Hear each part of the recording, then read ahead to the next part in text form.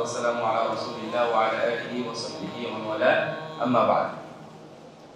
আমরা আজকে ব্যতিক্রমধর্মী একটি আয়োজন করতে যাচ্ছি, বা প্র্যাকটিক্যালি আমরা যেহেতু মুসলিম এবং মানুষ, আমরা আমাদের প্রাণ আছে, আমাদের সবাইকে মরতে হবে, মারা যাব। মৃত্যুর পরে বিশেষ করে মুসলিম ব্যক্তিদের সাথে কি বিহেভ করতে হবে, কিভাবে আচরণ করতে হবে, তাকে কিভাবে গোসল দেওয়াতে হবে, আমরা এর মোটামুটি একটা বিষয় দেখানোর চেষ্টা করব প্র্যাকটিক্যালি। তার কারণ হচ্ছে, লাশের সাথে যে কসাইগিরি করা হয়, যদি ওকে পোস্টমর্টেমে নিয়ে যায় তাহলে তো ওকে কসাইয়ের মতো কাটে, কিন্তু সেটা ছাড়াই বাড়িতে থেকে যে ধরনের কসাইয়ের মতো আচরণ করা হয়, এটা খুবই দুঃখজনক।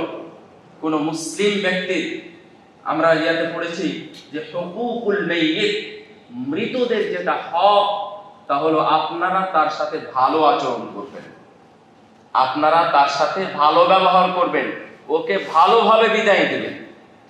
এই বিদায়ের মধ্যে যেন কোনো ধরনের লাঞ্ছনা, কষ্ট, বেইজ্জতি অথবা তার যেটাকে বলে লজ্জাস্থানের হেফাজত ছাড়াই আপনারা তাকে বিদায় দিতে পারেন না। তো সব বিষয়গুলো নিয়েই আমরা কথা বলার চেষ্টা করব। প্রথমে আমরা প্র্যাকটিক্যালি গোসল দেওয়ার চেষ্টা করব, যেহেতু এখানে মসজিদ এবং পানি আমরা ইউজ করব না, কিন্তু জাস্ট আপনাদেরকে দেখাই। এই গোসল যারা দেবেন তাদের উদ্দেশ্যে বক্তব্যটা এখনই দিতে হবে, এবং না দিলে হবে না। অনেকেই আছেন আপনারা গোসল দেওয়াতে আগ্রহী না। আমরা ছোটবেলা থেকে গোসল দেওয়াতে অভ্যস্ত, আমাদের তেমন ভয়টাই লাগেনি বা তেমন কোনো সমস্যা হয়নি। তো আপনারাও গোসল দেওয়াতে, রাসূল সাল্লাল্লাহু আলাইহি ওয়াসাল্লাম বলছেন যে মান গাসসালা মাইয়িতান ফাকাতামা আলাইহি গাফারাল্লাহু লাহু 40 মাররা। শুধু এই কথাটা জানলে আপনাদের ভালো লাগবে। কোনো ব্যক্তি যদি মৃতকে গোসল দেওয়ায় এবং তার ভিতরে যদি গোপন কিছু থেকে থাকে, এটা গোপন রাখে, সেই তো জানবে, আর তো কেউ জানবে না। এখানে পর্দা দেওয়া আবশ্যক, বুঝতে পারছেন? যাকে গোসল করাবেন এখানে যেন পর্দা থাকে। পর্দা, যিনি গোসল দেওয়াবেন তার সঙ্গে যিনি সহযোগী থাকবেন, একজন বা দুইজন, তারা ছাড়া এটা সর্বদাই পর্দার মধ্যে থাকবে, বাহিরের কেউ দেখবে না। এটাও হচ্ছে মৃতের একটা হক। তো রাসূল সাল্লাল্লাহু আলাইহি ওয়াসাল্লাম বলছেন যে ফাকাতামা লাহু, ওর যদি কোনো দোষ থাকে এটা গোপন রাখলো, আল্লাহ রাব্বুল আলামিন তাকে একবার নয়, দুইবার নয়, 10 বার 20 বার না, তাকে আল্লাহ 40 বার ক্ষমা করবে। তাহলে আপনারা আল্লাহর একবার, 5 বার, 10 বার ক্ষমা বা 40 বার ক্ষমা পেতে চান না? একজন ব্যক্তির ক্ষেত্রে। আর যদি আপনি একবার দেন, প্র্যাকটিস হয়ে যায়, তাহলে আপনি আরো মানুষকে দিতে পারবেন, তাই না? আর আপনাদেরই গোসল দিতে এগিয়ে যাওয়া উচিত। এর কারণ কি জানেন? অন্যরা বিভিন্নভাবে, খারাপভাবে, আব্দুল সোহাগ ভাই কোথায় গেলেন? আব্দুল সোহাগ ভাই তো এখনই ওনার পরিবারের সাথে যেটা ঘটে গেছে, তা বলে গোসল দেওয়া, তো ওরা গোসল দিলে কোনো সমস্যা নাই, অথচ সেই গোসল দিতে গিয়েই 2 নম্বরই করেছে।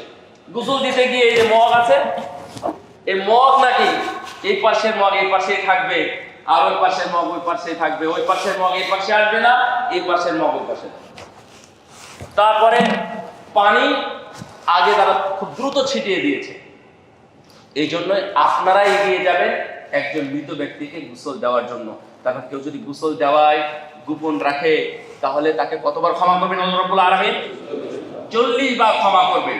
কেউ যদি তাকে কাফন পরায়, কাপড় পরায়, দেখেন শুধু গোসল, এরপরে কিন্তু কাপড়ও পরাবে। কেউ যদি কাপড় পরায়, তাহলে মহান আল্লাহ তাকে জান্নাতের রেশমের কাপড় পরাবে। এইটা। তারপরে আর কেউ যদি কবরে নামায়, যে 1, 2, 3 কবরে নামে না, কবরে নামিয়ে যদি কবরস্থ করে, তাহলে আল্লাহ রাব্বুল আলামিন তাকে কিয়ামত পর্যন্ত আজর তথা কিয়ামত পর্যন্ত নেকি দিতেই থাকবেন। এবং আল্লাহ রাব্বুল আলামিন তার জন্য দুনিয়াতে যেমন বাড়ি ছিল, এই পরিমাণ জায়গা নিয়ে জান্নাতের মধ্যে আল্লাহ তার জন্য একটি বাড়ি নির্মাণ করে দিবেন। এই অধ্যায়টা বলা জরুরি ছিল, তাই বললাম। গোসল দেওয়ার আগে আমরা তো অবশ্যই জানি যে মৃতকে আমরা, অর্থাৎ লাশ, এটাকে মৃত বলবো না, আমরা লাশ বলবো, তো লাস্টে আমরা এইভাবে রাখি। কিন্তু আপনারা একটা জিনিস করতে পারেন, সব উদ্দেশ্য গোসলটা ভালোভাবে দেওয়ার জন্য।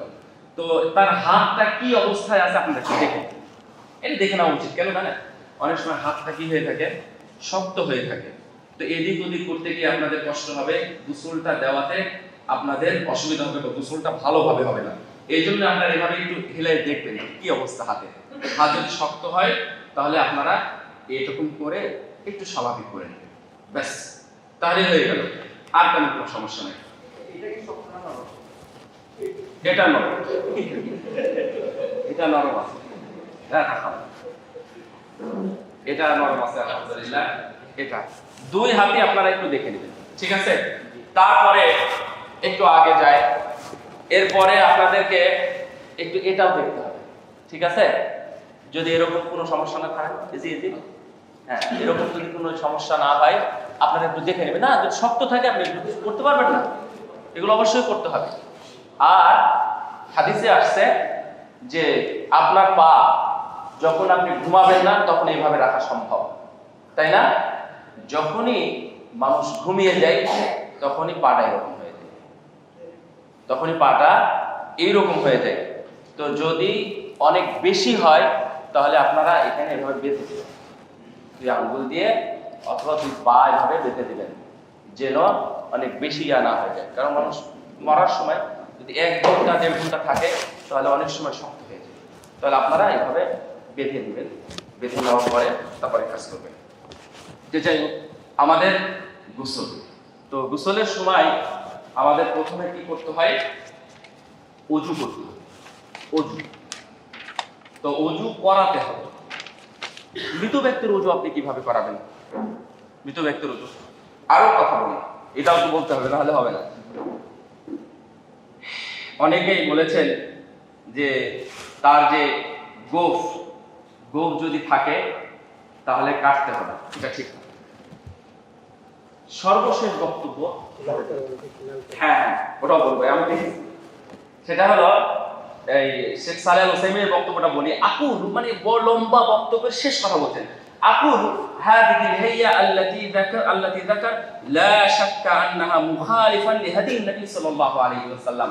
এই যে যেগুলো করা হয়, নিচের লোম পরিষ্কার করা হয়, বগলের লোম পরিষ্কার করা হয়, তারপরে গোপগুলো ছেটে দেওয়া হয়, তারপরে হাতের নখগুলো কেটে দেওয়া হয়, এগুলো সবই হচ্ছে রাসূল সাল্লাল্লাহু আলাইহি ওয়াসাল্লামের সুন্নাতের বিরোধী বা তার আদর্শের বিরোধী। ওয়া আন্নাহা মুওয়াফাকাতুন লিহাদি গায়রিল মুসলিমিনা ওয়া লিযালিকা, এবং এটা হচ্ছে মানে মুসলমানদের জন্য এটা হাদি নয়, তথা এটা পথ প্রদর্শন বা রাসূল সাল্লাল্লাহু আলাইহি ওয়াসাল্লামের এটা নিদর্শন নয়।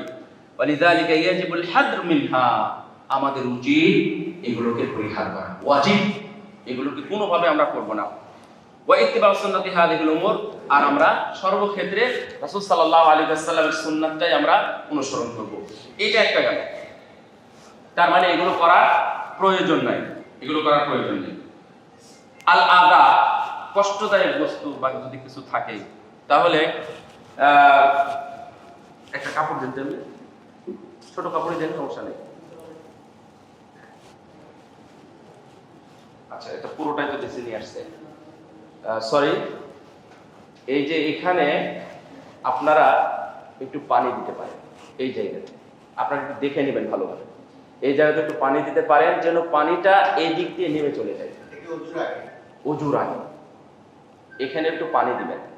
উদ্দেশ্য হলো আদা বা কষ্টদায়ক দুধটা, যদি মহিলা হয় নিফাসে মারা যেতে পারে, হায়েজে মারা যেতে পারে, এখানে রক্ত থাকতে পারে, ঠিক আছে এখানে। আর যখন ইয়া হবে, যখন গোসল শুরু হওয়ার আগে তো আমরা এই প্যান্টগুলো কেটে ফেলব, ঠিক আছে? যদি প্যান্ট থাকে, লুঙ্গি থাকলে আমরা এমনি খসিয়ে নেব কাপড় দিয়ে, বড় কাপড় আগে এভাবে দিয়ে দিতে হবে, দিয়ে দেওয়ার পরে ভিতরের কাপড়টা আস্তে আস্তে খুলে নিতে হবে। তো যেমন পুরুষের কোনো কারণে পেটের সমস্যার কারণে যদি মানুষ মারা যায় তাহলে আমাদের মলদারে একটু কিছু লেগে থাকতে পারে, তো এখানে একটু যথেষ্ট পরিমাণ পানি দেন, কাপড়টা দেন, এটা দেওয়া ভালো,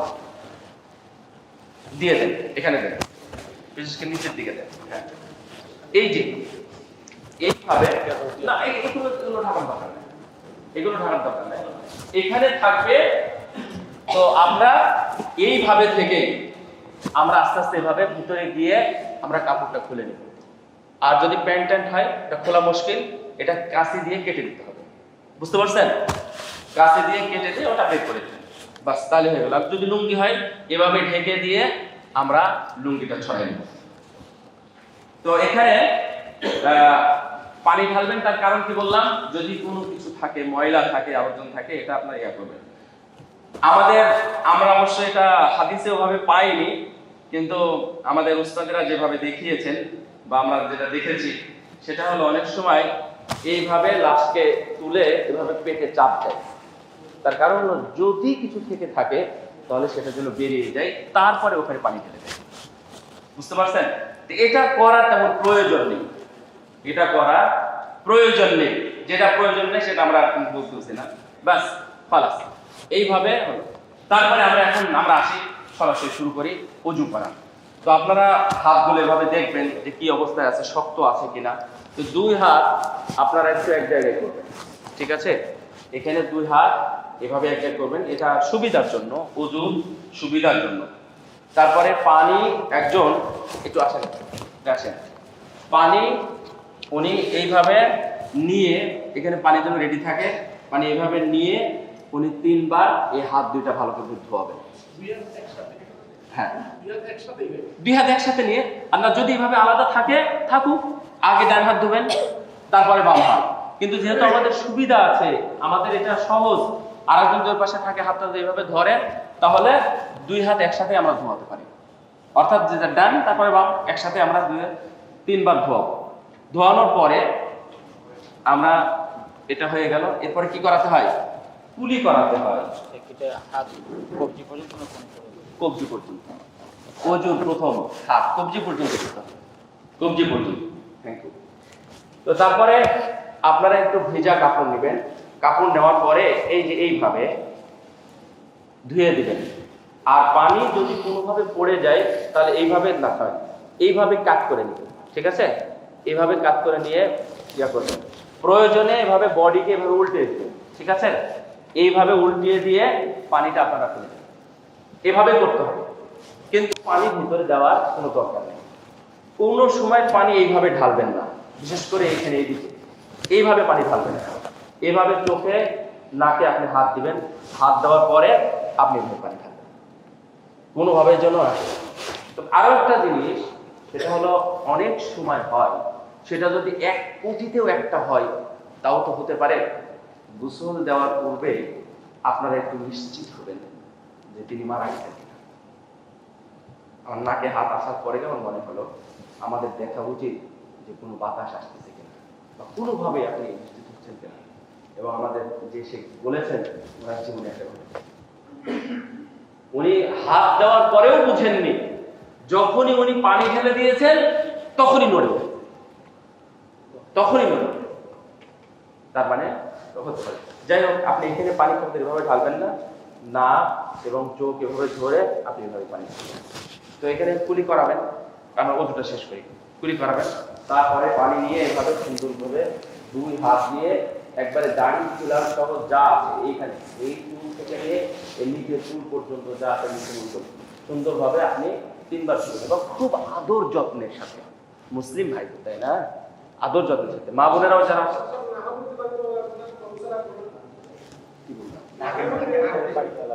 না, নাকের ভিতরে এইরকম ভাবে, এই দেখেন এইভাবে করে নেবেন। অর্থাৎ এখানে কাপড় দেওয়ার কোনো প্রয়োজন নেই, হ্যাঁ, হাতে কাপড় প্রয়োজন হবে শুধুমাত্র এখানে। যখন আপনি হাত দিবেন তখন হাতে এভাবে কাপড় দিয়ে গোসল করানোর সময় এখানে তেমন ছোট একটু কাপড় দিয়ে এখানে মুছতে দেওয়া, জাস্ট কুলি করার মতো, কুলি করার অভিনয় করা। আর নাকে আপনার হাত দিয়ে যতটুকু পরিষ্কার করা যায় সেটাই করবেন। তারপরে 3 বার মুখ ধুবেন সুন্দরভাবে। এরপরে ডান হাত কনুই পর্যন্ত ধুয়ে ফেলবেন, বাম হাত কনুই পর্যন্ত ধুবেন। ধোয়ার পরে মাথা মাসাহ করবেন, যেভাবে মাথা মাসাহ করা উচিত। কান মাসাহ করবেন, কান মাসাহ পরে এরপরে আপনি পায়ের কাছে যাবেন, পায়ের কাছে গিয়ে প্রথমে ডান পা, তারপরে আপনি বাম পা ধুবেন। এই হচ্ছে আমাদের ওযু। কোনো কিছু ছোটা পড়লো? হ্যাঁ, মহিলাদের জন্য এখানে না ওটাই বলতে চেয়েছিলাম, আমি বললাম যে এখানে খুব সমাদর করে যত্ন করে যেন এগুলো করা হয়, কোনোভাবে যেন তিনি কষ্ট না পান।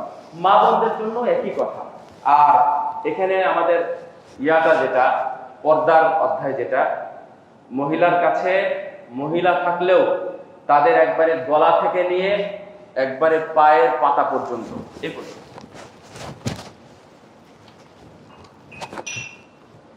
এ পর্যন্ত পর্দা, একবারে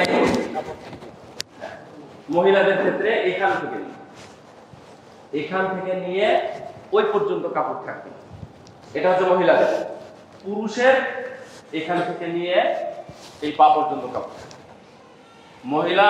মহিলা থাকলেও তারা এটাকে উন্মুক্ত করতে পারে। আমাদের ওযু শেষ, ওযু হলো এরপরে আমাদের গোসল। রাসূলুল্লাহ সাল্লাল্লাহু আলাইহি ওয়াসাল্লাম 3 বার বলেছেন, 5 বার বলেছেন ওয়া আখিরা কাফুরা। যদি কাফুর যেটা সুগন্ধিযুক্ত পানির মধ্যে সুন্দরভাবে মিশিয়ে যদি আপনি শেষে পানি দিতে পারেন, এটাও সম্ভব। আমাদের দেশে বর্তমানে গোসলের পরে যেটা বুকে বা ইয়ার উপরে শরীরের উপরে ছিটে দেওয়া হয়, এটাতেও কোনো সমস্যা নেই, দুইটাই করতে পারবেন। কি বললাম, আপনি কাপড় যদি ভালো হয় তাহলে আপনি এখানে পানির মধ্যে মিশিয়ে শেষ পুরো শরীরে আপনি ঢেলে দিতে পারবেন, যে এমন ভাবে গেল পুরো শরীরে গেল, আপনি তারপরে মিশে গোসল। এই যে গোসল আপনারা ডান দিক থেকে শুরু করবেন, এইভাবে একটু ইয়া হয়, এই দিক থেকে আপনি পানি খাবেন এইভাবে একবারে পুরোটা পা, এখান থেকে নিয়ে একবারে পা পর্যন্ত আপনি পানি ঢালবেন। ঢেলে সুন্দরভাবে এদিক ওদিক করে দুই দিকে পানি ঢেলে ভিজাটাকে আপনি নিশ্চিত করবেন। নিশ্চিত করার পরে যখন সাবান দেওয়া শুরু করবেন, সাবান বা যে কোনো জিনিস, এখন সাবান আছে না, তাই সাবানের কথা বলতেছি, অত্যাধুনিক জীবনে যখন আরো কিছু আসবে সেটা হতে পারে, অর্থাৎ উদ্দেশ্য পরিষ্কার। যেমন পানি গরম ঠান্ডা আপনাদের দুইটাই করতে হবে। উদ্দেশ্য কি? পরিষ্কার পরিচ্ছন্নতা যেন বেশি ভালো হয়, এই জন্য পানি গরম করা হয়। এবং রাসূলুল্লাহ সাল্লাল্লাহু আলাইহি ওয়াসাল্লাম বলছেন যে তোমরা পানি গরম করো বোরোর পাতা পানি দিয়ে, বোরোর পাতা দিয়ে যদি গরম করা হয় তাহলে ওই পানিটা আরো বেশি মানে ময়লা কাটার যোগ্য হয়, ময়লা মুক্ত হওয়ার জন্য যোগ্য হয়। তো যখন আমার পুরো এটি ভেজানো হয়ে গেল, আমরা যদি 2 জন থাকি তাহলে ওই দিক থেকে উনি কাজ করতে পারেন, আমি এই দিক থেকে কাজ করতে পারি। তারপরে মাথায় পানি দিয়ে এটা পুরোটা ভিজানোর পরে অনেক সময় ভুল হয়। ভুলটা কি জানেন? সেটা হলো গরম এবং ঠান্ডা পানি যদি এক জায়গায় থাকে তাহলে দেখা যাচ্ছে যে আমার মগে গরম পানি আছে, গরম পানি আমি অনেক সময় খেয়ে, এটা খুব কষ্টকর। সেজন্য একটু সচেতনতার সাথে মানে একটু দেখে শুনে আমি কি পানি দিচ্ছি না যে এটা খেয়াল, এটা এই কষ্টটা উচিত। এরপরে মিক্স করেই নিতে হবে, কিন্তু গরম ঠান্ডা আলাদা আলাদা পানি যদি থাকে সেই ক্ষেত্রে গরম পানি নিয়ে এসে আমি ঢেলে দিলাম, আপনি কিছু বুঝতে পারলেন না, কিন্তু কষ্ট দেওয়া। তো এদের পুরোটা একবারে সাবান দিয়ে যত সুন্দরভাবে পারা যায় সাবান দিয়ে আপনি করবেন। এরপরে এখানে পুরোটাই সাবান দিয়ে সুন্দরভাবে ফেনা হবে, এরকম সাবান দিয়ে সুন্দরভাবে আপনি গোসল করাবেন। এরপরে পুরো শরীরে এখানে এই পর্যন্ত কাপড় নিয়ে চলে আসবে, ঠিক আছে? এই পর্যন্ত কাপড় নিয়ে চলে এসে আপনি এইভাবে উপর দিয়ে করবেন। এরপরে ব্যাস আপনার কাপড়ে যেটা থাকবে এটাতে ভালোভাবে সাবান ভরাই নেবেন। নিয়ে ব্যাস আপনি এইভাবে কাপড়ের তলে গিয়ে যা আছে পুরোটা একবারে ভিতর প্রয়োজনে এভাবে করবেন। এই যে দেখেন, এভাবে করে পুরোটা যত ময়লা থাকা সম্ভব, যে ধরনের ময়লা আপনি অনুমান করেন সেই ধরনের সব ময়লাগুলো পরিষ্কার করতে হবে। এটা কি আপনাদের কাছে অস্পষ্ট? না, এটা কি অস্পষ্ট মনে হচ্ছে নাকি স্পষ্ট?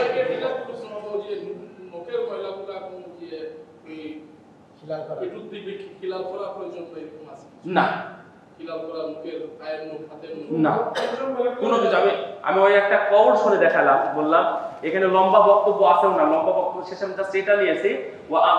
আকুলু, আমি আপনাদেরকে যেটা বলবো, হাদিহিল হাইয়া আল্লাতী যুকিরা লা শাক্কা আন্নাহা মুখালিফাতুল লিহাদিন নবী সাল্লাল্লাহু আলাইহি ওয়াসাল্লাম। এগুলো যেটা অতিরিক্ত করা হয়, গোফ কাটা হয়, খেলাল করা হয়, তারপরে লোমগুলো পরিষ্কার করানোর চেষ্টা করা হয়, ইত্যাদি যেগুলো করা হয়, এটা রাসূল সাল্লাল্লাহু আলাইহি ওয়াসাল্লামের আদর্শ না। এইজন্য আমি আসছিলাম গোসলে, প্রথম গোসল যখন করাচ্ছি সাবান দিয়ে, তখন আপনার সম্ভব এইভাবে, তারপরে কাট করবেন। কাট করার পরে এখান থেকে নিয়ে একবারে ভিতর পর্যন্ত যা কিছু আছে আপনি দেখবেন। গোপন করার কথা বললাম না গোসলের সময়, আপনারা বলেন তো কি গোপন হতে পারে? হ্যাঁ, কি ধরনের ত্রুটি? যেমন আপাত দৃষ্টিতে আমি একটা বলি, সেটা হলো আপনি এটা ইয়া করতে গিয়ে দেখলেন যে ওর মা বাতে একটা তাবিজ বাঁধা, তিনি জানতেন না বা তার এলেম ছিল না, আর এটা ছোট শিখ, তাবিজটা কি ছোট শিখ। তখন আপনি তাবিজটা আপনি একাকি নিয়ে আপনি পুঁতে দিবেন, নাহলে ফেলে দিবেন। এটা আপনি আর কখনো কাউকে বলতে পারবেন না। যদি না বলেন তাহলে আপনি, ওনার কি হবে না হবে এটা তো আপনার দরকার নেই, কিন্তু আপনার যদি মর্যাদা পেতে চান, 40 বার যদি আল্লাহ ক্ষমা পেতে চান, তাহলে ও ইয়ার যে তাবিজ ছিল, তাহলে আপনি গোসল করে কথা বলতে পারবেন না যে কি গো, আমি তো গোসল করে দেখলাম যে ওর এই সমস্যা ছিল, তাবিজ পড়তো, কেউ জানলো না, সে গোপনে হয়তো পড়তো, সে তার একটা পাপ ছিল, কিন্তু এই পাপটা আপনি গোপন করে দিলেন, পাপটা গোপনটা প্রকাশ করে দিলেন। খবরদার না, এটা করবেন না। তো যাই হোক, এইভাবে কাজ করে ভিতরে বাইরে ডানে বামে যা আছে ওই পাশে গিয়ে আবার এইভাবে কাজ করবে, এই পাশে কাজ করবে। গোপন কোনো রোগও থাকতে পারে, এইটাও আপনি প্রকাশ করেন। যেটা জানে না, কেউ জানে না, তখন বাস আপনি বাহবা বা নিজেকে খুব গর্ববোধ মনে করতেছেন যে আমি তো বিষয়টা জেনে ফেললাম, আপনি মানুষের কাছে প্রকাশ করে দিলেন। ঠিক, ওটা আপনার দরকারই নেই, এটা আপনি খবরদার কেউ করবেন না। এখানে কয়েকটা বিষয় আমি দেখছিলাম। গোসল পরিবারে কেউ দেওয়া উত্তম, গোসল পরিবারে কেউ দেওয়া উত্তম। স্বামী হলে স্ত্রী গোসল দিতে পারবেন, আর স্ত্রী হলে স্বামীও গোসল দিতে পারবেন। শুধুমাত্র হানাফি মাযহাবে এটা নিয়ে ইখতিলাফ আছে। তাদের কাছে স্বামী যদি মারা যায় তাহলে সেটা স্বামী থাকে না, স্ত্রী যদি মারা যায় তাহলে সেটা আর স্ত্রী থাকে না। এটা হচ্ছে তাদের, এটা মাযহাবী বক্তব্য, কিন্তু তারপরেও আমি বলবো এটা যেহেতু হাদিস এবং অনেক স্পষ্ট হাদিস আছে। রাসূলুল্লাহ সাল্লাল্লাহু আলাইহি ওয়াসাল্লাম বলছেন যে তুমি যদি আমার আগে মারা যাও আয়েশা, তাহলে আমি তোমার গোসল দেওয়াবো, আমি তোমাকে তাকফীন করব, কাপড় পরাবো এবং আমি তোমার কবরে নামাবো। কিন্তু সেটা হয়নি। আয়েশা রাদিয়াল্লাহু আনহা বলতেছেন চমৎকার কথা যে মাস্তাকবালতু, আচ্ছা উনি বলতেছেন আমি পূর্বে যেটা জানি নাই, পরে যেটা জানলাম, এটা যদি আমি আগে জানতাম তাহলে রাসূল সাল্লাল্লাহু আলাইহি ওয়াসাল্লামের গোসল তার কোনো স্ত্রী দিত। ওখানে বাদু আসিয়া দিয়ে আছে, তার কোনো স্ত্রী, তার মানে উনি নিজের কথা বলতেন, তার কোনো স্ত্রী মানে আমি তাকে রাসূল সাল্লাল্লাহু আলাইহি ওয়াসাল্লামকে গোসল দেওয়াতাম। তার মানে এই অধ্যায়টা ওনার হয়তোবা জানা ছিল না, সেই জন্য রাসূল সাল্লাল্লাহু আলাইহি ওয়াসাল্লামের গোসল দিয়েছেন অন্যজন। তো যাই হোক, আমাদের মাসলা এটা। আর হ্যাঁ, আলী এবং ফাতেমা এটা হয়েছে। আলী রাদিয়াল্লাহু তাআলা আনহু যখন ফাতেমা যখন মারা গেলেন তখন আলী রাদিয়াল্লাহু আনহু গোসল দিয়েছেন। আর আবু বকর যখন মারা গেলেন তার স্ত্রী আসমা বিনতে উমাইস তিনি গোসল দিয়েছেন। তো এটা অনেকের হয়েছে এবং এটা সহিহ। তো পরিবারে কেউ দিলে যদি ভালো, আর যদি কেউ না পারে তাহলে যিনি জানেন বা যিনি আছেন তিনি এগুলো ব্যবহার করতে পারেন। আচ্ছা,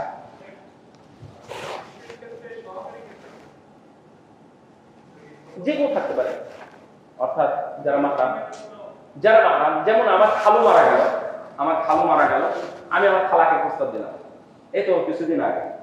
তো খালাকে প্রস্তাব দিলাম যে খালা আপনি কি গোসল দেওয়াবেন, আমার আপন খালা অবশ্য। তো বললো যে আসলে আমি তো ওরকম অভ্যস্ত না, তো তুমি যদি আমাকে সহযোগিতা করো তাহলে ঠিক আছে আমি সহযোগিতা করবো। থাকলাম, প্রবলেম আছে? কোনো প্রবলেম নেই। তারপর আমাদের এক বন্ধুর বাবা মারা গেল, কাফি। তো কাফির আব্বা মারা গেল, তা আমি ওখানে ছিলাম। তা আমি কাফিরকে বললাম তোর মাকে আগে প্রস্তাব দে। তোর মা যদি গোসল দেওয়ায় তাহলে দেখ, তুই এখানে দাঁড়িয়ে সহযোগিতা কর। তো মাকে বললো, তো মা বললো যে তাহলে যদি এটা হয় তাহলে আমি গোসল করাবো। তারপর সাথে সাথে মা উপরে দোতলা ছিল, সাথে সাথে নিচে এসলো, নিচে এসে সেই গোসল দেওয়া হলো, ওর ছেলে ওখানে সহযোগিতা করলো। এইরকম কেউ থাকবে পরিষ্কার, ব্যাস। তাহলে এইভাবে পুরো পরিষ্কার করে গরম এবং ঠান্ডা পানি মিশ্রণ করে পুরো শরীর আবার এইভাবে ধুয়ে দিবে। এই কানে এবং নাকে যেন পানি না থাকে, বা মুখে এভাবে মুখটা যেন বন্ধ থাকে, এভাবে ইয়া করবে, পানি ঢেলে দিয়ে সুন্দরভাবে পরিষ্কার করে দিবে। এটা একবার হলো। এরপরে আপনারা আবার গোসল দেওয়াবেন, সুন্দরভাবে আবার সাবান দেবেন, সাবান দিয়ে পুরো শরীরে ঠিক ওইভাবে যেভাবে করেছেন ঠিক ওইভাবে করবেন, করে আবার পানি ঢেলে দিবেন। একবারে পানি ঢেলে মানে বইয়ে দিতে হবে অনেকগুলো পানি। আর যদি ইয়ার ব্যবস্থা থাকে, আপনারা ভবিষ্যতে একটা রাস্তা করে ইসলামিক সেন্টার যদি করতে পারে তাহলে এটা খুব ভালো হয়, যে গোসলের ব্যবস্থাপনা এখানে থাকবে। আছে আলহামদুলিল্লাহ। তাহলে ওখানে গিজার সিস্টেম থাকবে, ওখানে দুইটা পাইপ থাকবে, অর্থাৎ ওই যে ইয়ার থেকে যেমন কমোডি ব্যবহার করা হয়, তো এই ধরনের যদি পানির ব্যবস্থা থাকে। জি,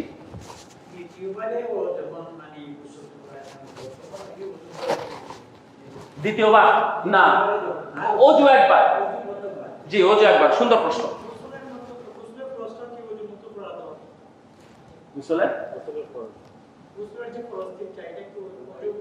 আচ্ছা, ওই বিষয়ে আপনি প্রশ্ন করেছেন, এটা তো আলাদা মাসলা হয়ে গেল যে গোসলের কোনো খরচই নাই। এটা কি আপনারা জানেন না?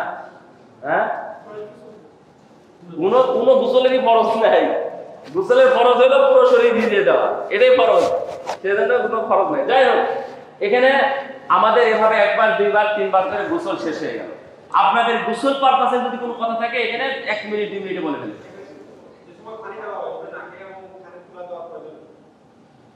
তুলার উদ্দেশ্য যদি তুলা দেন তুলা বাইরে এরকম ছোট কাপড় যদি আপনারা দিয়ে দেন সমস্যা নাই, কিন্তু নাকে বা ইয়াতে পানি যেন না যায়। এতে করে কি হয়, ধরেন যে ভিতরে যে অসুখ থাকে, তার ভিতরে রক্ত থাকতে পারে, রক্তগুলো পড়লো, আর রক্তটা কি নাপাক, রক্ত অতিরিক্ত রক্ত, এটা হচ্ছে নাপাক। তার মানে গোসল করানোর পরেও কাপড় রক্তাক্ত হলো বা এই ধরনের হলো, অসুস্থ না হলে সেটা ভিন্ন কথা, অনেকের ঘা হয়ে যায় বা বিভিন্ন সমস্যা হয়, এগুলো আলাদা। কিন্তু ভিতর থেকে রক্ত বেরিয়ে যাওয়া অথবা কোনো মানে যে ইয়ার মানে মহিলাদের রক্ত বেরিয়ে যাওয়া, এগুলো তো অপবিত্রের আলামত। আমি গোসল করালাম অথচ এগুলো বের হচ্ছে, এটা যেন না হয় সেই ব্যবস্থা থাকতে হবে, বা এরকম ভাবে গোসল দেওয়া যায়। বুঝতে পারছেন? যেন পানি যেন ভিতরে না ঢোকে, কোনোভাবে যেন ভিতরে না ঢোকে, সেই নাক হোক অথবা কান হোক বা মুখ হোক, যেন না ঢোকে। আর এটা অনেক সময় অসুস্থতে পড়েও গোসলের আগে আপনারা যদি কোনো দুর্গন্ধ ফিল করেন, যে কোনো সাইড থেকে শরীরের দুর্গন্ধ বলতে সময় বেশি হয়ে গেছে দুর্গন্ধ, অথবা এদিক থেকে কোনো দুর্গন্ধ আসতেছে, তাহলে আপনারা স্প্রেস করতে পারেন। বর্তমানে যে স্প্রে আছে, স্প্রেস করতে পারেন, এরপরে আপনি গোসল দেওয়া, এটাতেও কোনো সমস্যা নেই। গোসল শেষ। আর কোনো কথা আছে? গোসল বলেন স্যার, কি বলেছেন?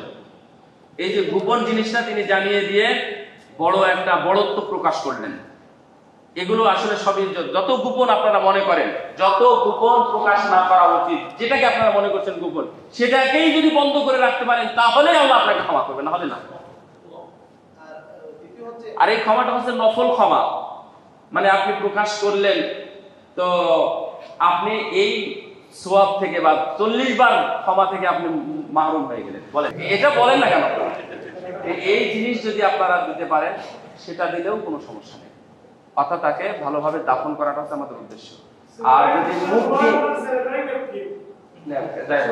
তো এটা যদি মুখ দিয়ে বের হয় তাহলে তো বললাম যে মুখ প্রয়োজন বন্ধ করে দিবেন, না হলে এই ধরনের কাপড় দিয়ে, তখন যেটা বলেছিলাম সেটা হলো এই যে এইভাবে দিয়ে, ঠিক আছে, এইভাবে দিয়ে এই পাশে এইভাবে বেঁধে দেওয়া।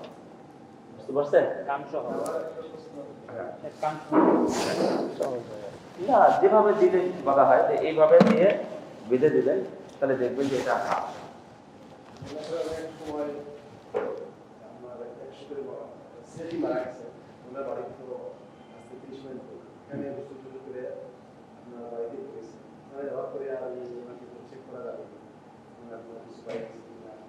না না না, চেক করা যাবে না এবং দ্বিতীয়বার গোসল হবে না। গোসল একবার তার ফরজিয়াত আদায় হয়ে গেছে এবং এই খরচটা ছিল হচ্ছে আহলে না না, এটা তো দেখার কোনো গোসল শেষ। আচ্ছা দেখ, আমরা শেষ করি, তাই না? শেষটা হলো গোসলটা শেষ।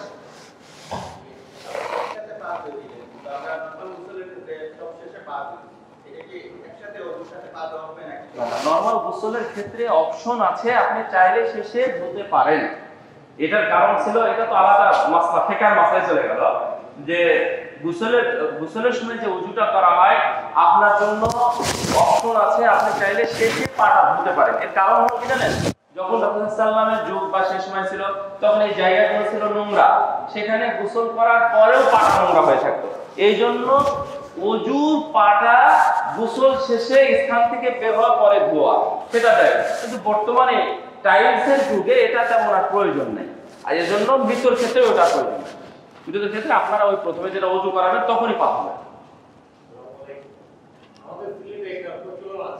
আমরা আর প্রশ্ন নিতে চাচ্ছি না এই পারপাসে, আমরা একটু ইয়া করব, কাপড় পরা। বলেন বলেন, আপনি বলেন। সাধারণত দেশীয় কাপড়টা যে সবাই ইউজ করে আমাদের এটা প্যাকেজই থাকে, আমরা কিনে যখন আনি তখন আমাদের সেখানে প্যাকেজটাই থাকে, এই ইয়ে থাকে, খিলাল থাকে আর এই বাংলা কাপড় থাকে। হ্যাঁ, এটা কি মেট্রোলি যে বাংলা কাপড় বা কাপড়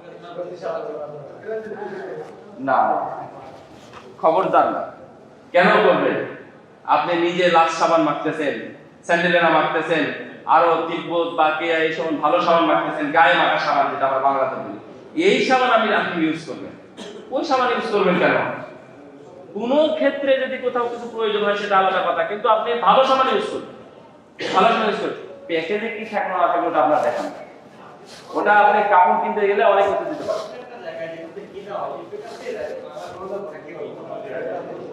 হ্যাঁ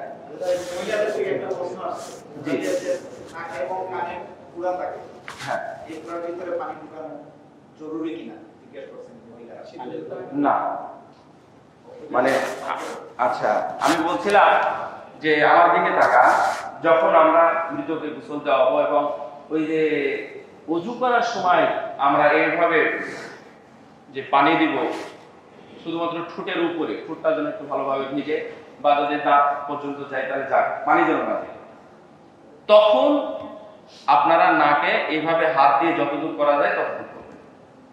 এটা দ্বিতীয় হলো, যখন মাসাহা করবেন, মাসাহা করার সময় তো তখন তো আপনার কানে হাত দিতে হবে, কানে তো পানি দিচ্ছেন না।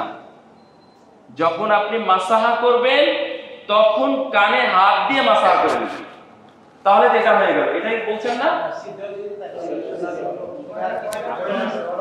না না না না না, ওটা আরেকটা কথা।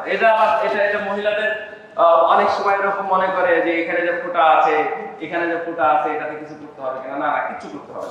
কাফন হবে 3টা, ছেলে হোক আর মেয়ে হোক, কাফন হবে কয়টা? 3টা। কোনোভাবেই 5টা কাফন চলবে না।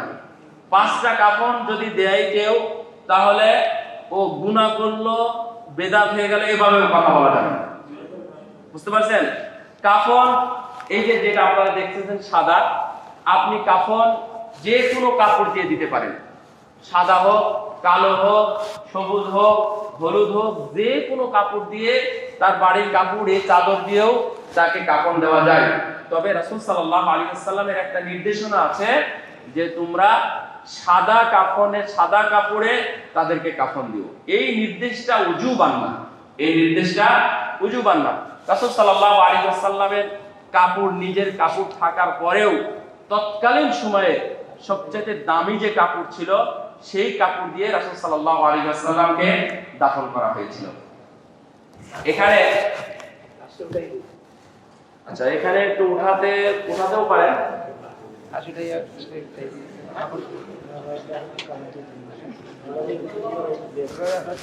আচ্ছা, এখানে তাহলে জায়গা লাগবে আলাদা, জায়গা 2টা লাগবে, একটু উঠেন। কাপড় বললাম যে কাপড় হবে 3টা, মহিলা হোক আর পুরুষ হোক। আচ্ছা, আপনি ওখানে থাকেন, সমস্যা নেই। আচ্ছা, কাপড়টা দেখাই, আপনি একটু ধরেন। এই যে দেখেন, কাপড় হবে যে তিনটা, এটাকে বলে এটা বলে লিফাফা বা বড় চাদর। যেই কাপড়টা দিয়ে পুরো মাথা থেকে নিয়ে মাথার বাইরে চলে যাবে এবং পায়ের বাইরে চলে যাবে। আমরা এই যে ভিতরে নিয়ে এই যে এইভাবে পাটা সুন্দরভাবে মুড়িয়ে দিই না, এভাবে মুড়িয়ে দিই না, পা মাথাটা এভাবে মোড়ানো হয় না, এইটা হচ্ছে 1 নম্বর কাপড়। এই কাপড়টা থাকতে হবে, এই কাপড়টা থাকতে হবে। দিয়ে দেই না এরপরে কাপড় পরে দিয়ে দিচ্ছি।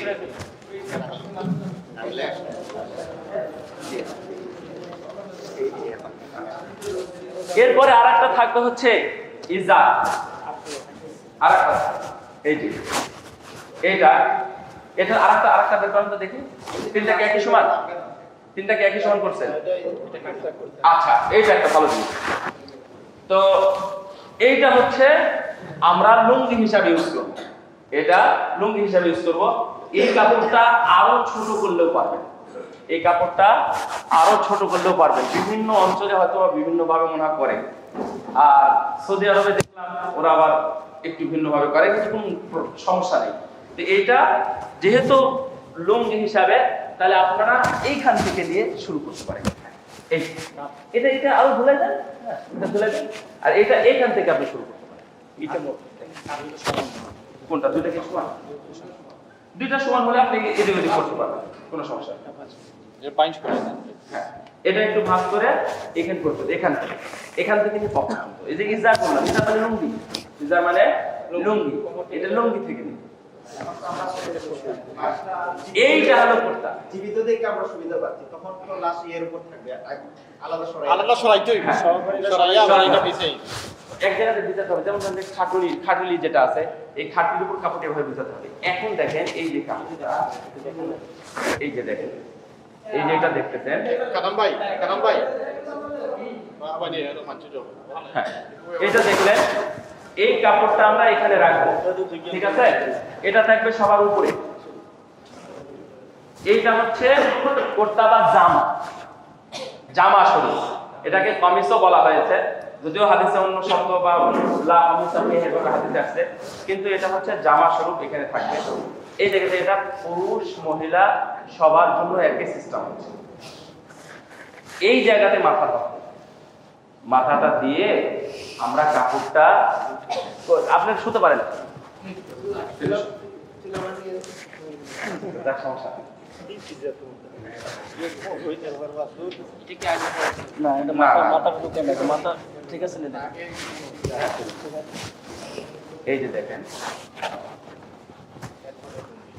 এইভাবে দিয়ে, আর কাপড়গুলো যে কাপড়টা থাকবে, আগেই বলতেছিলাম, গোসলের পরেও যদি কোনো কাপড় থাকে, তাহলে ওই যে লম্বা যে কাপড়টা দিয়েছিলাম চাদরটা, এইভাবে রেখে খুবই পর্দার সাথে, কোনোভাবেই যেন আমার দৃষ্টিটা সেদিকে না যায় বা না পড়ে, এইভাবে কাপড়গুলো আস্তে আস্তে সবগুলো খুলে বের করে নেবে।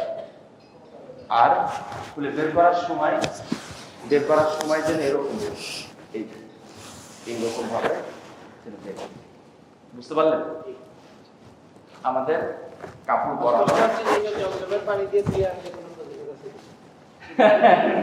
এটা আমাদের হাজির সাহেবরা আসলে করে থাকেন।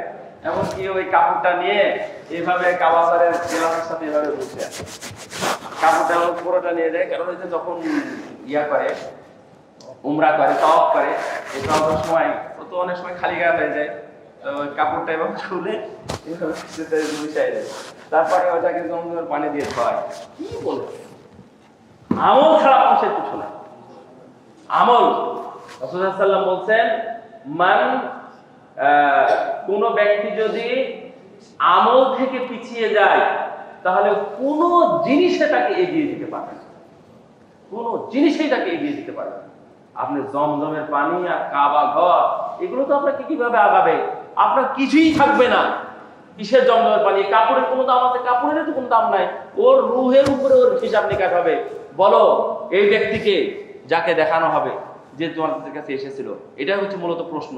মূল প্রশ্ন হচ্ছে এটা, যে ব্যক্তিকে, তখন যদি বলে যে মুহাম্মদ সাল্লাল্লাহু আলাইহি ওয়াসাল্লাম নবী এবং রাসূল, এই প্রশ্ন যদি উত্তর দেয়, তাহলে এটা সহিহ বুখারীর হাদিস। তারপরে অন্য প্রশ্নগুলো আছে। হ্যাঁ, এই যে এটা হয়ে গেল, থাকলো। তারপরে এই যে লুঙ্গি স্বরূপ যেটা আছে, ডান পাশটা দিবে এই যে এভাবে,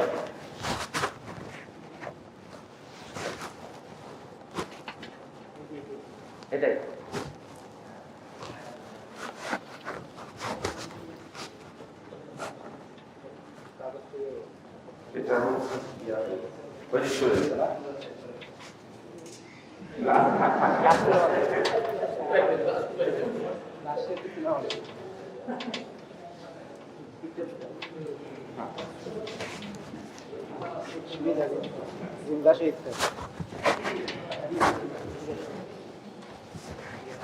ঠিক আছে না? তারপরে এই যে দেখেন, না বাঁধা হবে শেষ, এখন 3টা জায়গাতে অন্তত বাঁধা উচিত। একটা হচ্ছে ওই সময় কি কি দোয়া পড়তে হবে? আচ্ছা, এই সময় দোয়া পড়ার জন্য তেমন কিছু না, আপনি এমনটা বলতে পারেন, আল্লাহ তুমি রহম করো, আল্লাহ তুমি রহম করো, আল্লাহ তুমি রহম করো, আল্লাহুম্মা মাগফির লাহু আল্লাহুম্মা মাগফির লাহু আল্লাহুম্মা মাগফির লাহু। এটা আপনাদের মুখ দিয়ে বলতেই থাকে, মানে চাইলে বলতেই পারেন। উদ্দেশ্য হলো তার ভালো, তার কল্যাণ, তার ক্ষমা, এই জন্য আপনারা এগুলো বলতে পারেন। তারপরে হচ্ছে এই যে শেষে যেটা বললাম, লিফাফা বা বড় চাদর দেন, ইয়া করে দেন, মোড়াই দেন।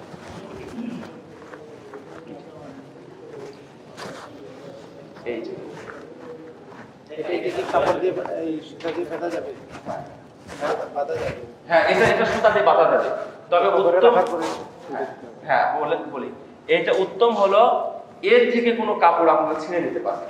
আর ওরাও যদি এরকম দেয়, এভাবে যদি ছিঁড়ে নিতে পারে, এমনি ছিঁড়ে দেয়, ছিঁড়ে গেল। হ্যাঁ, তো এগুলো দিয়ে এটা একটু বেশি চিকন হয়ে গেছে, একটু বড় করে দিতে হবে। একটু যদি একটা মধ্যখানে দেয়, এখানে একটা, হ্যাঁ দিতে হবে, এখানে একটা, ওইখানে একটা, আর এইখানে একটা, ভালোভাবে বেঁধে নিতে হবে। তার এই হাত সহ, যে হাতগুলো যেভাবে আছে, আগে আমাদের সমাজে ছিল বা হাত বুকের উপর দেওয়া, নামাজের মতো করে, ওটার কোনো প্রয়োজন নাই। হাতগুলো এভাবে দেওয়া দিতে হবে, দিয়ে তারপরে আপনি হাত সহ, হাত মানে যদি কিছু না চলে যায়, এই জন্য হাত সহ এই জানতে পারবেন। আর এখানে যেটা আছে, এখানে বেঁধে দেবেন, এই তো হয়ে গেল, আর কোনো সমস্যা নেই। যদি কেউ দেখতে চায়, এই যে বাঁধনগুলো যখন কবরে রাখা হবে, যিনি রাখবেন, ওই নামানোর পরে এই যে বাঁধনগুলো, এই বাঁধনগুলো এগুলিতে জাস্ট খুলে দেবে। এভাবে আছে, বাঁধা আছে, এভাবে বাঁধা ছিল, তো আপনি জাস্ট এভাবে খুলে দেবেন, খালাস। এই বাঁধন খুলে ফিতা কোথায় ফেলতে হবে না ফেলতে হবে এর কোনো প্রয়োজন নেই। এই শেষ। কবরে রাখবে, কবরে রাখার বিষয়টা, এটা একটা গুরুত্বপূর্ণ কথা, তার কারণ আমাদের দেশে এই আমলটা নাই। কবরে লাশ রাখতে হবে, ধরে নিন এটাই কবর, কবর এদিক করেই হবে, তাই না? কবরে লাশ নিতে হবে, নেওয়ার বিষয়টা আগে গুরুত্বপূর্ণ। খাটলি এখানে যাবে, খাটলি বলেন নাকি আপনারা, কি বলেন এই এলাকায়? খাটিয়া।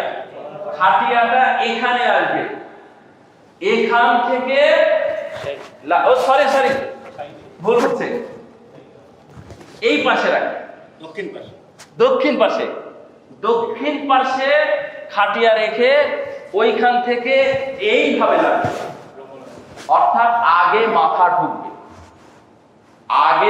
ঢুকবে, তারপরে পুরো বডিটা। আপনারা পূর্ব পাশে বা পশ্চিম পাশে নিয়ে এইভাবে লাশ আপনারা নামায় নিচ্ছেন, আসলে এটা সুন্নাহ না। যে বেশিরভাগ আমরা ওটাই করতেছি, কিন্তু আপনি আরবে যান, দেখেন একটাও পাবেন না, সব লাশ এদিক থেকে ঢুকাবে, আগে মাথা, তারপরে রাখবেন লাশ কিভাবে কবরের মধ্যে। এটা গোসল করার পর যখন কবরস্থান পর্যন্ত যাবে, রাস্তার হচ্ছে মাঝখানে দেখা যায় যে লাশটা কিছুক্ষণ নামায়, সমাজের প্রচলন আছে। এটা আলোচনা বলে দিচ্ছি। তো যখন কবরে রাখবেন, লাশ নিয়ে যা বলেছি, এখন বেশি গুরুত্বপূর্ণ এটা, তা হলো লাশকে অবশ্যই এইভাবে ডান হাতে রাখবেন।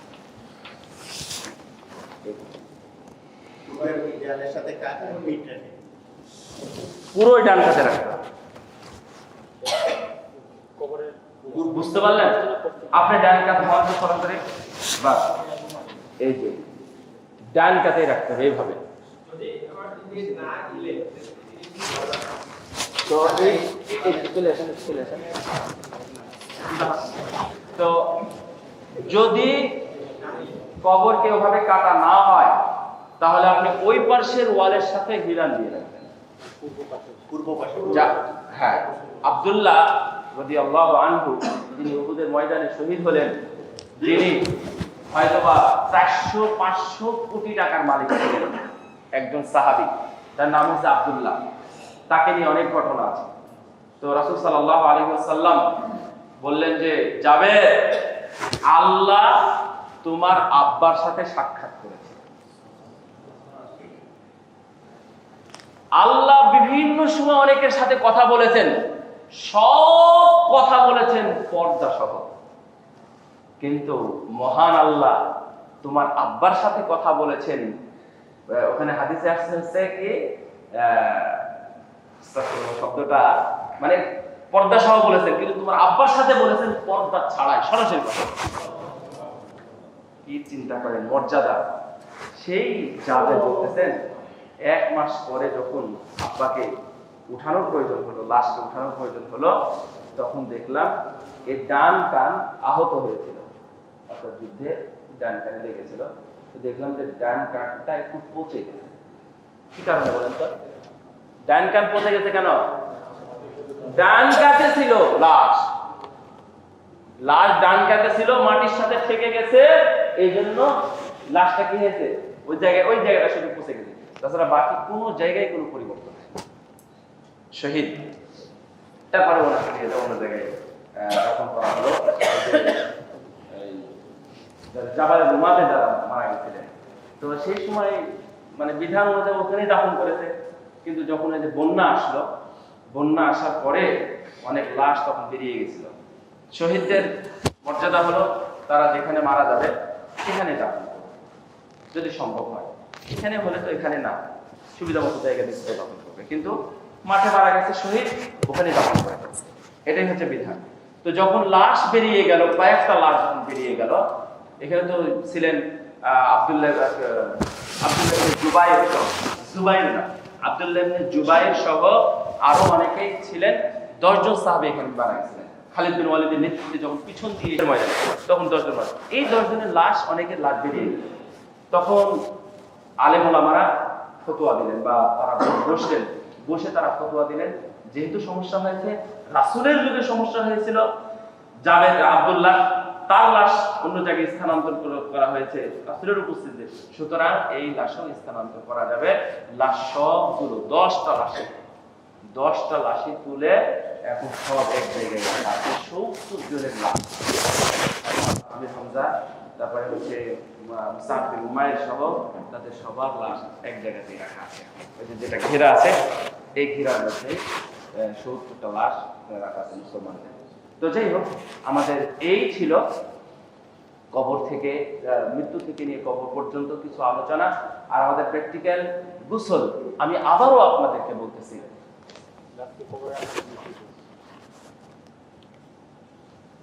এটা তো আমরা জানি, বিসমিল্লাহি আলা মিল্লাতি রাসূলিল্লাহ। এখন প্রশ্ন হলো, এটা কে পড়বে? যিনি রাখবেন তিনি পড়বেন, নাকি যারা আছে এখানে তারা সবাই বলে সবাই পড়বে? সবাই পড়ার হাদিসটা স্পষ্ট না। যিনি রাখবেন তিনিই পড়বেন। তো যারা বাহিরে আছে তারা পড়লে কি গুনাহ হবে? আসলে এটা তার দায়িত্ব না, এটা তার দায়িত্ব না।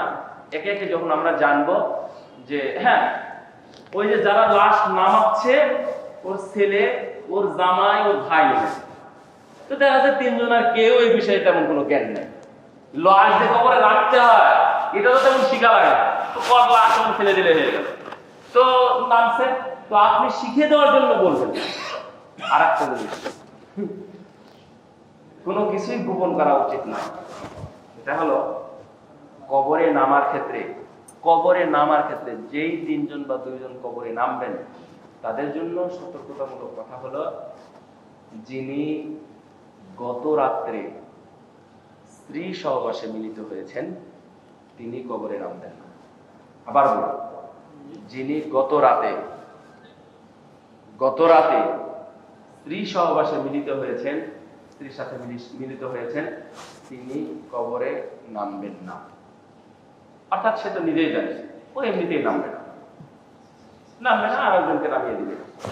তো যে নামছে সে তো জানে না, তো আপনি উপর থেকে বলতে পারেন দোয়া পড়ো বিসমিল্লাহি আলা মিল্লাতি রাসূলিল্লাহ, তখন হয়তো তারা বললো, বা যেহেতু তারা বলেনি তখন আপনি বললেন।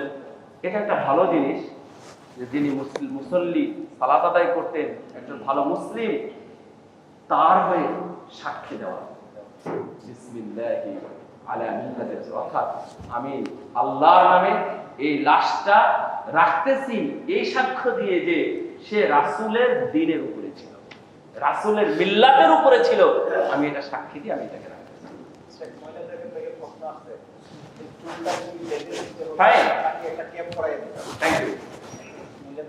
রাসূল সাল্লাল্লাহু আলাইহি ওয়াসাল্লামের মেয়ে 3 মেয়েই তো মারা গেছে রাসূলের আগে, ফাতেমা সারা। তো উম্মে কুলসুম যখন মারা গেলেন 9ম হিজরিতে, উসমান রাদিয়াল্লাহু তাআলা আনহুর স্ত্রী, একটা মারা গেছেন রুকাইয়া 3য় হিজরিতে বদর যুদ্ধের পরে। তারপরে তখনই বিচ্ছিন্ন হলো রুকাইয়া উম্মে কুলসুম, তখন উসমানের স্ত্রী মারা গেলেন, এই উসমানের সাথে আবার বিয়ে দিলেন। তো সেই উম্মে কুলসুম মারা গেলেন 9ম হিজরিতে। 9ম হিজরিতে যখন মারা গেলেন তখন রাসূলুল্লাহ সাল্লাল্লাহু আলাইহি ওয়াসাল্লাম সেখানে উপস্থিত ছিলেন এবং একটা কাপড় ফেলে দিচ্ছিলেন আর বলতেছিলেন এটা করো, এটা করো, এটা করো। গোসল যাওয়াও একবার না, একবার, 2বার, 3বার, 5বার পর্যন্ত গোসল দেওয়া, জাস্ট পরিষ্কারের জন্য উদ্দেশ্য করতেছিলেন। কিন্তু 3বার গোসল দিলে আকিদা থাকে না। তারপরেও যদি ময়লা থাকে, 3বার গোসলের পরেও যদি আপনারা মনে করেন পরিষ্কার হয়নি, তাহলে আপনারা আরো গোসল দিতে পারবেন, তবে বেজোড় করাটা উত্তম। মহিলাদের চুলটা রাসূল সাল্লাল্লাহু আলাইহি ওয়াসাল্লাম বললেন যে তোমরা এই চুলটা 3টা ভাগ করো। 3টা ভাগ মানে কি জানেন? বেনি করো। 3টা বেনি করে তোমার এই দিক দিয়ে তুলে দাও, আপনাকে ঘাড়ে দাও, এই নিচের চুলটা এইভাবে ঘাড়ে করে তুলে দাও। তো এই যে তুলে দেওয়াটা, অনেকের চুল তো এত বড় লম্বা নাও থাকতে পারে, তো ঘাড়ে তুলে দিলে কি হবে? চুলটা যতটুক আছে ততটুকু বেনি করবে, যতটুকু আছে।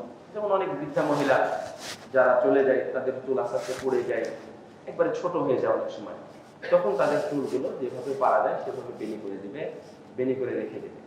ক্যাপ দেওয়ার বিষয়টা আসলে আমার জানা নেই, এই জন্য আমি এই বিষয়ে আর কোনো কথা বলতেছি না। আর আমি কোথাও আলোচনাও দেখি না। আমি কয়েকদিন এই পারপাসে পড়াশোনা করলাম, তো পড়াশোনাতে আমি সাবজেক্টটা পাই, কোনো আরবি আলেম শেখুল বাদশাহ শেখুল এই বিষয়ে কিছু বলেছেন, এটা আমার চোখের সামনে আসে, হয়তো বা থাকতে পারে। যাই হোক, আমি এখানে কপের ভিতরে বলছি না, যেভাবে আছে আপনারা সেভাবে দিবেন, কিন্তু চেষ্টা করুন উপরে তুলে দেওয়া। যদি না উঠানো যায় তাহলে চুল নিচে অল্প আছে, ওটা ওভাবেই থাকবে, কোনো সমস্যা নেই। এই আর কিছু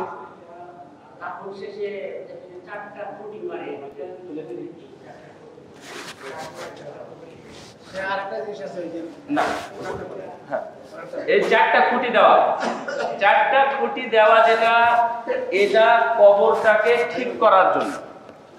উদ্দেশ্য হলো কবরের ইয়াটা যেন সমান হয়, ওই কোণা আর এই কোণা এটা যেন সমান হয়, এই উদ্দেশ্যে 4টা খুঁটি যদি পোতা হয় তাহলে কোনো সমস্যা নেই। আমেন। এই উদ্দেশ্যে যদি কেউ করে তাহলে সমস্যা নেই, কিন্তু 4 কুল পড়ে 4 দিকে 4টা খুঁটি পুঁতবে, এই ধরনের বেদাতি কর্ম খবরদার আপনাদের কবরের পাশে করতে দিবেন না, কোনো প্রয়োজন নেই। একবারে বোল্ডলি একবারে ওটা প্রতিবাদ করবেন, কোনো প্রয়োজন নেই, এটা আমার দরকার নেই। মিনহা খালাকনাকুম ফিহা নুঈদুকুম মিনহা নুখরিজুকুম তারাতান উখরা, এটা মাটি দেওয়ার দোয়া নয়। আপনি সরাসরি কবরের কাছে দাঁড়িয়ে বলবেন, খবরদার এটা পড়বেন না, এটা আমার বাবার কবর, এটা দোয়া নয়, এটা দোয়া নয়, এটা কোনো জাল হাদিসে এটা উচ্চারণ হয়নি যে এটা মাটি দেওয়ার দোয়া, সময় আমার একটা কনফিউশন আছে যে শুরুতে আরো বড় কষ্ট দিয়ে না আর সবার যেসব পোলাপান ভুল করে যখন আমরা বলছি যে উজুর আগে শুরু অবস্থা যখন মাথা থেকে শুরু হয় তখন কাছে প্র্যাকটিক্যাল দিয়েছি আমি ওদের নাচ উজুর করেছি ইনশাআল্লাহ আমার এই পয়সা তখন কাছে আমি পেশেন্টের চাপ দিতে মাথা উঁচু করলে কিছু মহিলা পাই তখন আমি তো বলছি শুরুতেই খালি দেবো একটু খালি দেবো আর রোগী তাও পেট তাও পাখি পর্দার সঙ্গে খালি দেবো তখন যদি আমার ইয়েতে এখন মহিলা পাই তখন এই সময় আমরা ডেলা গ্রুপ আমরা ব্যবহার করি ডেলা গ্রুপ যদি কিছু থাকে তাহলে আপনারা টিস্যু ইউজ করবেন, টিস্যু ইউজ করে ওটা ভালো করে মুছে দিতে পারেন। যদি বুঝতে পারেন যে এমন কিছু আছে বা আছে, অনেকে যে অসুখের মানুষ মারা যায়, তো ম্যাক্সিমাম মানুষের কোনো অসুখ দিয়ে মারা যায়, এই ধরনের অসুখও মানুষের থাকে। এই ধরনের অসুখ যদি থাকে, কখন কোথায় মল ত্যাগ করেছে, কখন কোথায় পেশাব করতেছে না করতেছে, তার কোনো ঠিক ঠিকানা নেই, এই অবস্থায় সে মারা গেছে। হ্যাঁ, তাহলে আপনি টিস্যু ইউজ করতে পারবেন, টিস্যু ইউজ করতে পারবেন।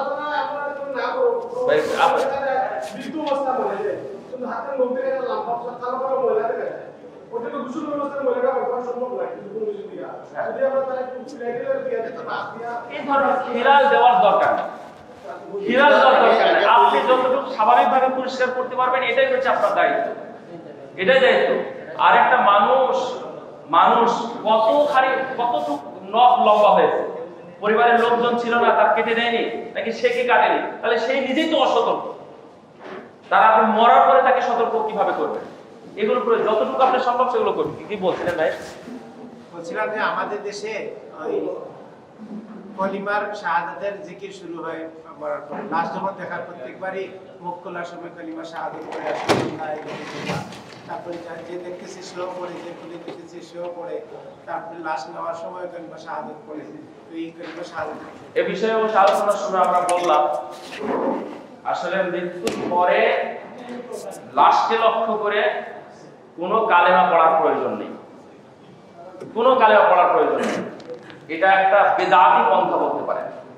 আমার একটা প্রশ্ন, মানুষ মনে করে পড়াতে মনে কোনো উপকার হচ্ছে, এটা একবারে ভুয়া কথা, মিথ্যা কথা। আপনারটা অন্তত কন্ট্রোল করবেন, আপনার লাশের সাথে যেন এমনটা না হয়, আপনার বাবার লাশের সাথে যেন এমনটা না হয়, কোনো প্রয়োজন নেই।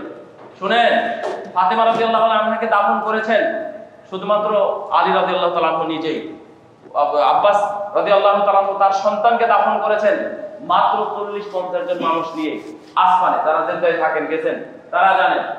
তারপরে উনি ওখান থেকে তায়েফ গেছেন, মাত্র 40। সেখানে উনি বলেছিলেন মাত্র 40 জন মানুষ যদি থাকে জানা যায় যারা শিরক করে না, তাহলে ওই মৃতকে, ওই লাশকে ক্ষমা করে দেওয়া হয়। ইবনে আব্বাসের সন্তানের ব্যাপারে উনি তখন হাদিস বলছেন। তাহলে আপনার এত হাজার লক্ষ লক্ষ মানুষের কোনো দরকার নেই। আপনি যেখানে লাগবেন সেগুলো গোল্ডেন রাখবেন, মাখনের মতো, যারা শিরক করে না, বেদাত করে না, গুনাহ করে না, মুসল্লি, সালাত আদায় করে, এই ধরনের কিছু মানুষ নিয়ে আপনি জানাজা পড়বেন, বাস এটাই এরা। এত মানুষ নিয়ে হইচই করে লা ইলাহা ইল্লাল্লাহ পড়তে হবে, এটা লাশের ক্ষেত্রে। পুরুষ মহিলা মৃত ব্যক্তি সবার জন্যই 3 কাপড়। 5 কাপড় সংক্রান্ত যে হাদিসটা আসছে, এই হাদিসটা ঠিক নয়, এবং ওই হাদিসের বিপরীতে বলা যায় আরেকটা হাদিস আসছে যেখানে বলা হয়েছে লাইসা লাহু কমিসুন, তার কোনো এক্সট্রা যেটা জামা মহিলাদের জন্য কামিজ যেটা পরানো হয় এটা থাকবে না। আরেকটা জন্য কি আগে আমি ভুলে গেছি, এটাও থাকবে না। তার মানে, এবং এই বিষয়ে দুনিয়াতে আলেমদের মধ্যে অর্থাৎ আন্তর্জাতিক ওলামা, যারা পরিষদ, লাজনা দায়মা বা ফিকহ ইসলামিয়া, তারপরে কুয়েত ওলামা পরিষদ যারা আছে, এই সমস্ত কোনো আলেমের মধ্যে ইখতিলাফ নেই যে তারা উল্লেখ করেছেন যে কাপড় হবে 3টা, কেউ বলেননি যে কাপড় হবে 5টা। এগুলো কোরআন সুন্নাহ সাপোর্ট করে না, যে যেখানকার যে নিয়ম পালন করেছে এটা। আরেকটা জিনিস আপনাদেরকে বলি, আপনাদের এলাকায় কি মানুষ মাটি দেয়? কি দেয়? কবরে রাখার পরে আপনারা মাটি দেন, নিজ হাতে মাটি দেন, নিজ হাতে মাটি দেন। ঢাকাতে এটা একটা ট্র্যাডিশন হয়ে গেছে, জানাজা পড়ে সবাই কবরস্থানে গিয়ে দাঁড়িয়ে থাকে। ওই 2-4 জন কিছু মানুষ যায় ওখানে দাফনের। এখন তো করোনার কারণে হতে পারে, কিন্তু করোনা না, এটাই তাদের সিস্টেম। ওখানে গেল, 2-4 জন গিয়ে মাটি দিল, সবাই দাঁড়িয়ে আছে কখন দাফন শেষ হবে। দাফন সম্পন্ন হলে হুজুরকে গিয়ে জানানো হবে যে হুজুর দাফন কমপ্লিট, এখন হুজুর হাত তুলে মুনাফিক করা শুরু করে, সবাই মুনাফিক চলে যায়। এগুলো এটা হচ্ছে জাহেলিয়া।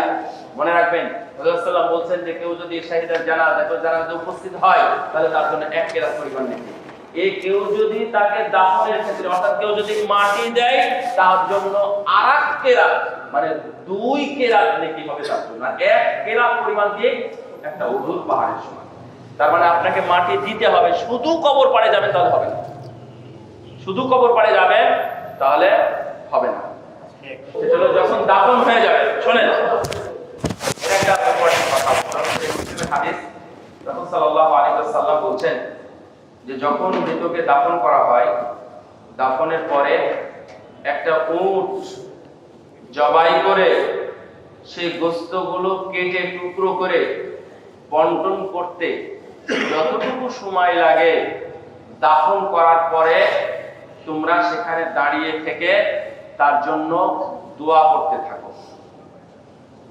পরিবারের যারা সদস্য আছেন দয়া করে ওই লাশের সুবিধার্থে আপনার বাবা মা, আপনার দাদা দাদির কল্যাণে, আপনার ভাইয়ের কল্যাণে ওখানে দাঁড়িয়ে থেকে দোয়া করতে থাকেন।